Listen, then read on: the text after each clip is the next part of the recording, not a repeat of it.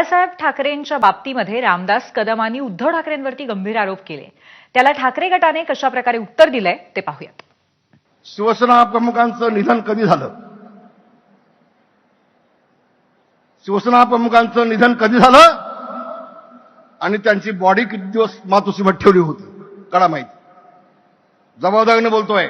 शिवसेना प्रमुखांच्या वरती उपचार करणारे डॉक्टर आहेत.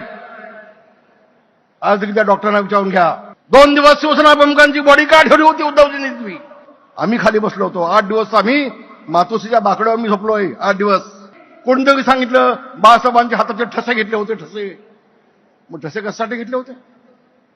काय नेमकं होतं? अरे तुम्ही आम्हाला काय चुकवता? शिवसेना आम्ही मोठी केली, शिवसेना मोठी आम्ही केली, जेल आम्ही भोगले. तसं नाहीये. काहीतरी बोलतो तो रामदास कदमचा नेहमीच त्या ठिकाणी काहीतरी बोलत असतो. तो चुकीचं आहे ते बोलणं. हे डॉक्टरांनी ऑथेंटिक त्यावेळेस डिक्लेअर केल्यानंतर झालं. पण आता एवढा गंभीर आरोप करणे मग काही नाही फालतू आहे तो. रामदास कदम एकदम फालतू आहे. काही बोलतो म्हणजे काय ते तो कसा आहे मला सगळं माहित आहे. माझ्याकडे पालकमंत्री होता तो आणि माझ्यापेक्षा 1 वर्ष लहान आहे तो. याबरोबरच स्पेशल रिपोर्टमध्ये एक छोटासा